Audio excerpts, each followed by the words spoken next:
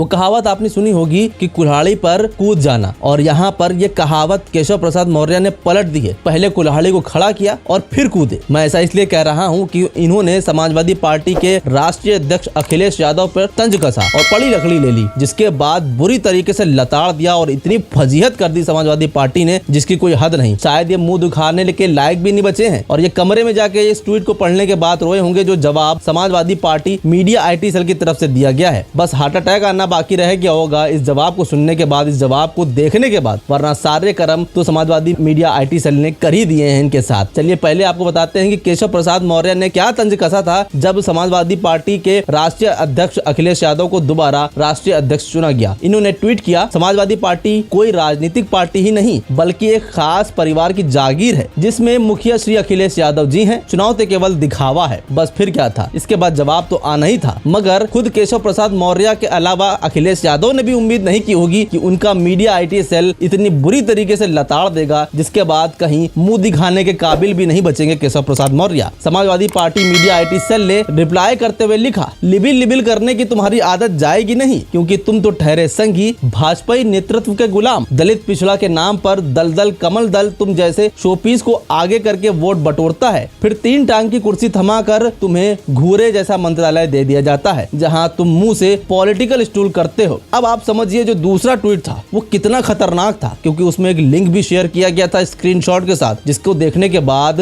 100% केशव प्रसाद मौर्य फूट फूट के रोए होंगे, क्योंकि इतनी भयानक बेइज्जती तो कभी नहीं हुई है। दूसरे ट्वीट में समाजवादी पार्टी मीडिया सेल ने लिखा, मिस्टर मुखवमन स्टूल ब्रांड मंत्री केशव प्रसाद मौर्य अपनी जांच करवाओ, मुखवमन करते करते गंदगी तुम्हारे दिमाग में घुस गई है। नोट, स्टूल की परिभाषा पढ़ें और अपने आप को आईने में देखें। और जो नीचे लिंक शेयर था उसमें जो लिखा हुआ था, उसमें लिखा था स्टूल एनालिसिस, मल की जांच। और मल आपको पता ही क्या होता है के बारे में पूरी जानकारी। हेलो स्वास्थ्य, जिसको पढ़ने के बाद 101% खुद को ही शर्मिंदा कर बैठे हैं केशव प्रसाद मौर्य। सोच रहे होंगे कहाँ पंगा ले लिया, इससे अच्छा तो ट्वीट ना करता, ना तंज कसता, ना इतनी फजीहत होती। लेकिन अगर आप सोच रहे हैं कि Samajwadi party media IT cell यहीं रुक गया तो ठहरिए जनाब, तीसरा ट्वीट फिर आया। इसके बाद समाजवादी मीडिया IT सेल ने लिखा, ए मिस्टर रजिस्टर्ड गुलाम केशव प्रसाद मौर्य, ये तुम्हारे गिरोह ने 2 दिन पहले कांड किया। दिल्ली जाओ और जाकर अपने नेताओं को लोकतंत्र समझाओ। क्या दिन भर खाली निकम्मे की तरह बैठकर दलित पिछड़ा विरोधी बयानबाजी करते रहते हो? और यहाँ पर JP नड्डा की तस्वीर थी और लिंक था जिसमें JP नड्डा को फिर से अध्यक्ष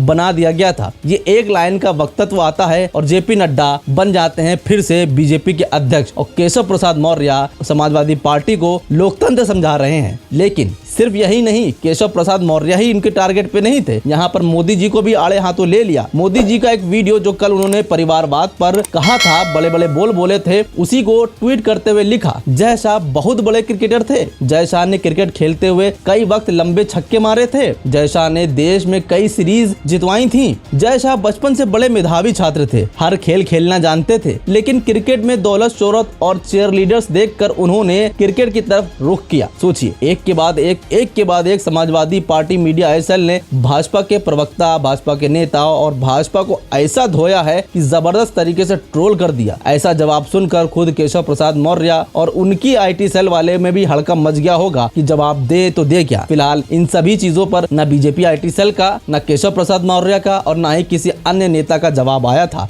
जवाब देते तो देते ही क्या, क्योंकि खुद की छन्नी में 72 छेद है और दूसरों की चादर में ये छेद ढूंढते फिर रहे हैं। फिलहाल आपका क्या कहना है? समाजवादी मीडिया IT सेल ने जो केशव प्रसाद मौर्य की धुलाई की है, अपनी राय हमें कमेंट सेक्शन में जरूर बताएं और साथ ही हमारे चैनल को सब्सक्राइब करके नोटिफिकेशन बेल जरूर ऑन करें। अगर वीडियो अच्छी लगे तो चैनल को सब्सक्राइब करें और अगर अंधभक्त हो तो निकल